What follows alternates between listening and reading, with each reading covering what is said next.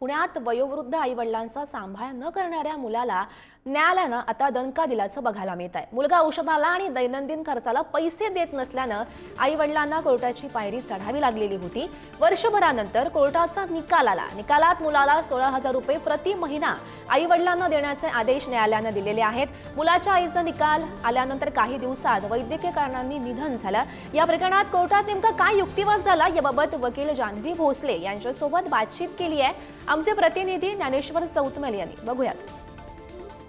मुलगा आपला सांभाळ करत नाही म्हणून आई-वडील न्यायालयामध्ये धावले आणि काय नेमका निकाल आला, का त्यांना न्यायालयामध्ये जावं लागलं हे सगळं आपण जाणून घेणार आहोत। जान्हवी भोसले मॅडम आपल्या सोबत आहेत। कशामुळे न्यायालयापर्यंत जावं लागलं, काय नेमका आर्ग्युमेंट झालं आणि आता निकाल काय आले? याच्यामध्ये ऍक्च्युअली आई वडील हे 80-85 वयाचे होते आणि मुलगा त्यांना अजिबात दैनंदिन गोष्टींसाठी पैसे देत नव्हता।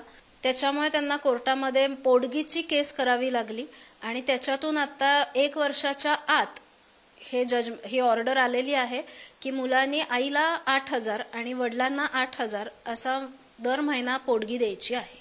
नेमकी कारण काय होती सांभाळ न करण्याची, किंवा या सगळ्या संबंधानं मुलाकडून काय सांगितलं जात होतं की मी या गोष्टींमुळे हा जो खर्च आहे तो आईवडिलांचा करू शकत?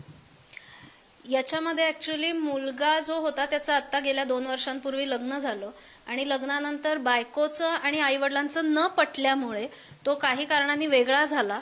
वेगळा झाल्यावर त्यांनी नवीन घर घेतलं आणि त्याचे हप्ते त्याला होते। त्यानंतर त्यांनी नवीन कार घेतली आणि त्यामुळे त्याला जो 60,000 रुपये पगार होता तर तो 60,000 रुपये पगारातला 58,000 रुपये हा त्याचा खर्च दाखवण्यात आला होता आणि त्याचं म्हणणं होतं की मलाच 2,000 रुपये राहतात, त्याच्यात मी तुम्हाला कुठे देऊ आणि तसंही तुम्हाला 1,300 रुपये पेन्शन आहे तर तुम्ही दोघं त्याच्यामध्ये राहा।